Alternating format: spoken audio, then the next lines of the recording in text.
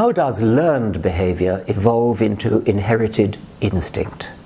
Well, that's a very advanced question, because it wouldn't occur to many people that that is what happens, but there is a very interesting theory about how that happens and why it happens. It's called the Baldwin effect. In the Baldwin effect, the idea is that an animal learns, for example, some skill. A good example might be thrushes, which smash snails, smash the shells of snails and then eat them. And the closely related blackbirds don't do this.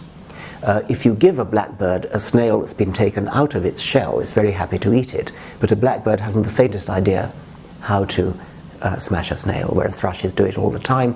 They do it on so-called anvils. Now, the Baldwin effect idea would be that some ancestral bird, ancestral to thrushes, learned how to smash snails.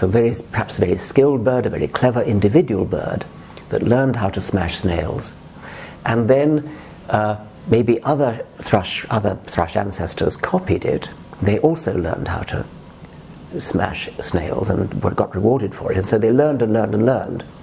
And then as the generations went by, the progeny, the next generation of these ancestral birds, also learned, perhaps by imitating their parents.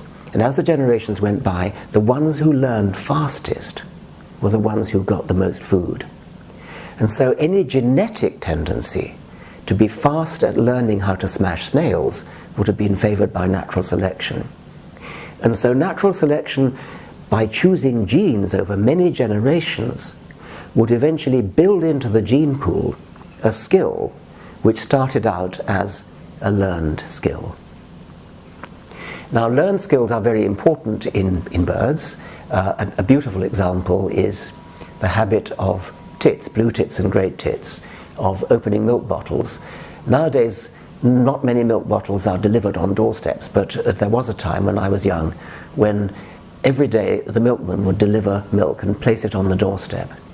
And great tits and blue tits discovered, some individuals, birds discovered how to open the either tinfoil or cardboard tops to these bottles and drink the cream. Fascinatingly, this habit spread like an epidemic. Birds copied each other, and ornithologists were able to actually trace the flow of this habit, of this skill, in irradiating circles outwards from focal points in the country, in Britain, where particularly clever individual birds had discovered how to do it. So it was a learned skill. As far as I know, nobody has investigated the Baldwin effect in this particular case, but the way it would work would be that as the epidemic, the learned habit spread, over generations, those individual birds who learned fastest were the ones who got the most cream, therefore had the most offspring, passed on the genes, not initially genes for opening milk bottles, but genes for learning quickly to open milk bottles.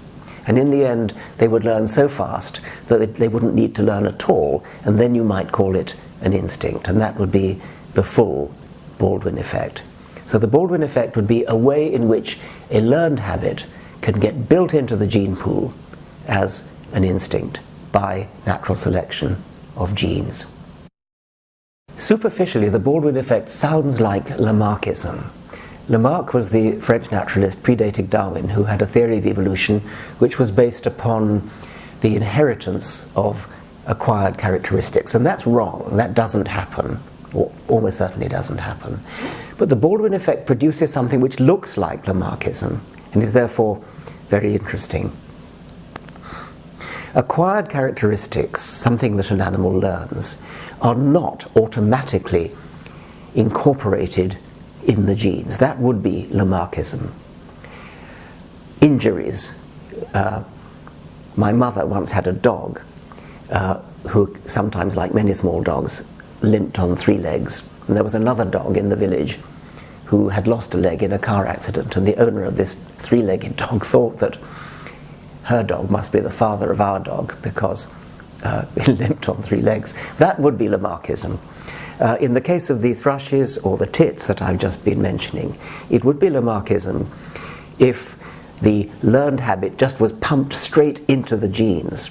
But the way it happens is not like that. The way it happens in the Baldwin effect is that there must be some genetic variation in there which affects the rate of learning this particular habit, or even the rate of learning generally.